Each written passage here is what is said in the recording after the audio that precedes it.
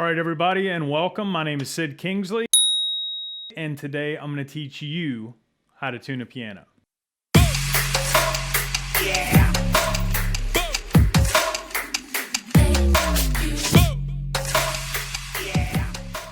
So I know you're thinking, okay, Sid, isn't tuning a piano hard?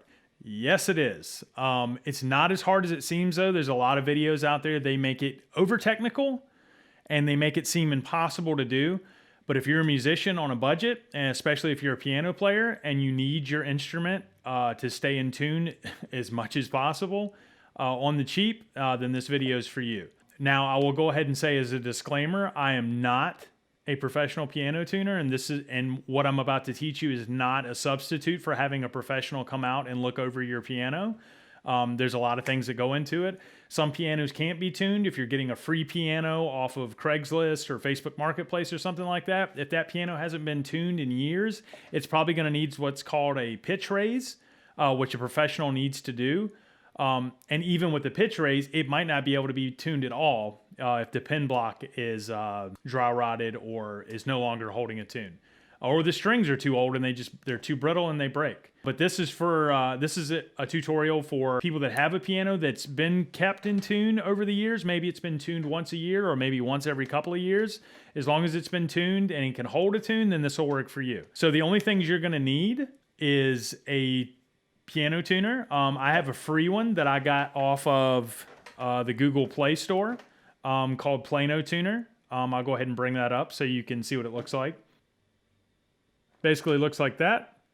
It's even got an ad at the top because it's free. Super simple, but it gets the job done. So you're also going to need, in addition to that, you're going to need a tuning hammer, which you can get off of Amazon Marketplace or eBay. Hammers can go up to a couple of $100, but you really don't need to spend more than 25 or 30 bucks. I know that a lot of professionals would be like gasping, like, oh my God, how dare you touch, a piano with something that shitty.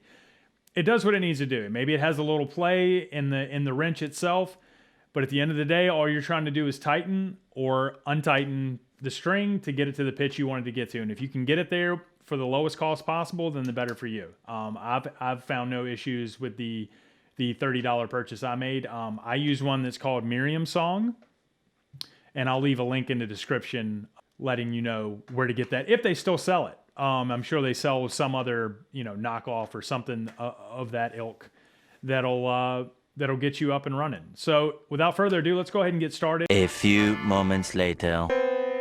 And do you hear how fucking terrible that sounds? You can hear it's clearly off. Here's a C up top, below, and this one.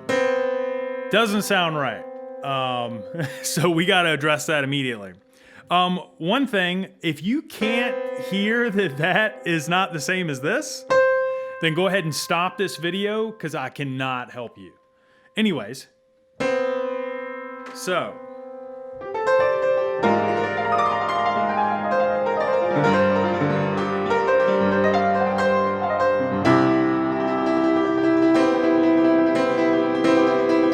Still sounds kind of cool, but we're gonna fix that. So first thing we're gonna need, as you can see, I've got my tuner. I'm gonna put that right up here. These are the rubber mutes that we're gonna be using. And what I'm gonna do, I'm gonna stick these on either side. So we've got 3 strings per note. So our C, we look where it's hitting, and then we can trace those right up here, and we've got 1, 2, 3 pins that all associate with this one note. So I'm going to put one on the upper, and I'm going to put one on the lower side. So that way when I hit the C, the only note that is sounding is the center note. So I'm looking at my tuner, and that's pretty much a dead-on C. And that's what you want. So we know it's not the center note that is messed up. So what we do then is we're going to remove one of them. Sounds like one note to me. So then what that tells me is that it's the bottom note. So what I'm going to do is go ahead and remove that bottom one. And there's our problem note. So what I'm going to do now, I'm going to take my tuning hammer and I'm going to put it on the corresponding nut. And What I like to do so I don't break a string and over tighten is I'll loosen it a little bit first. So I'll make it a little flatter. Hear that? How it got really flat? So I'll let it get flatter and then I'll go ahead and bring it up.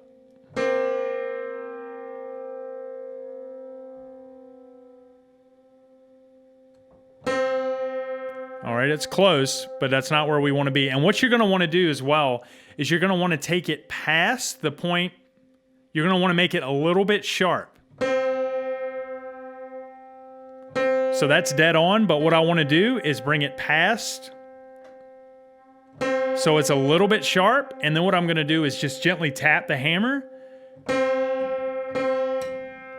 until it's dead on, and that's called setting the pin.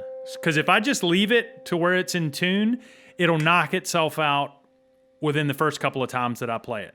So doing this allows it to be set in there. So you take it a little past and you just tap it back. And folks, that's about as hard as it gets. You know, you're going to use your tuner for the first 2 octaves.